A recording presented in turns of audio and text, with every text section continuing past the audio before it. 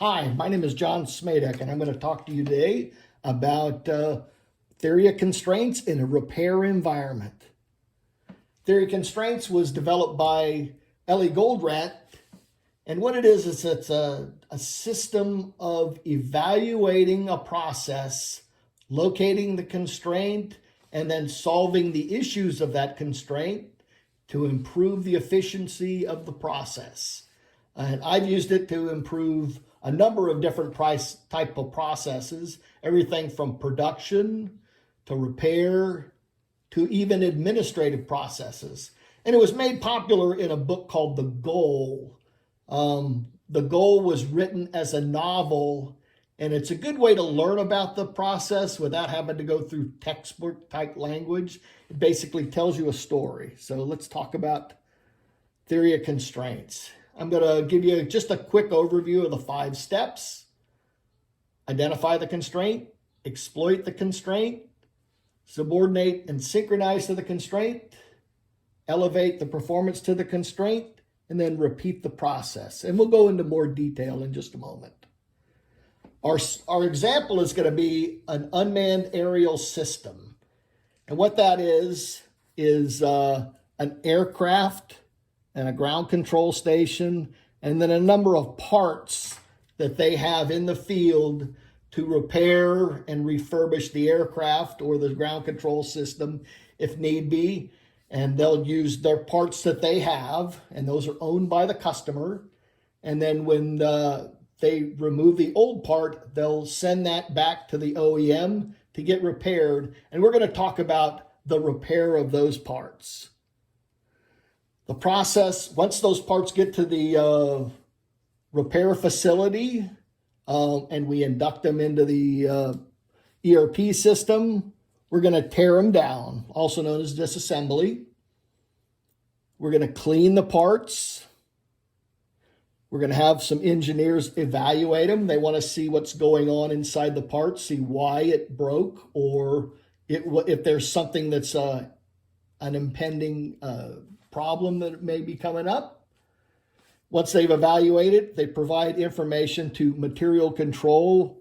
Well, they'll do the kitting on it to make sure we've got plenty of parts. Once they get 100% of the kit, they'll turn that over to the folks doing the repair and the reassembly.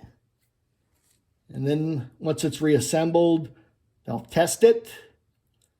It'll get inspected and then return back to the customer so they can send it back out to the field, be put back on the shelf. The customer is grading the company on how efficiently they do this process. Remember, the faster they get these parts through the system, the less they have to have on the shelf. So again, good inventory management there. All right, so let's talk about the first thing you want to do if you want to make the system more efficient. You want to do a value stream map. And you can do that a number of different ways. You can either use your data from your ERP system, or you can actually walk the line. I've done this a number of times, and count parts, look at how long they've been there, and basically do your own ERP analysis. And here we provided some data on this particular repair process, where it says how long parts on average are taking in that area. And you can see we've got the number of days on there. And we want to make this more efficient, so we want less days in here. So in order to identify the constraint, it would be the one with the highest amount of time. So what we'll do here, since we've identified the constraint, we're going to exploit the constraint. That's the second step in the theory of constraints process. And what we'll do is work with that shop and the shop leadership to do Kaizen events, lean events, whatever we can do to make them more efficient in that shop. The next thing we're going to want to do is subordinate and synchronize these work centers to ensure that they understand that this is the constraint and that we need to keep parts flowing this way so we can make them more efficient. And as you can see from the work we've done, we've moved this from 20 days down to 12 days. A lot of hard work was done to do that. And then the next step, if necessary, is elevate the performance. This is if you run into an impasse where you're not getting as much efficiency as possible after you've expended all efforts to do so, that maybe you need to add more equipment, another line, maybe some more people, but that takes dollars. So you want to do that as a last resort. And then once you've made that more efficient, the next part of the process is to identify the next constraint and repeat the process.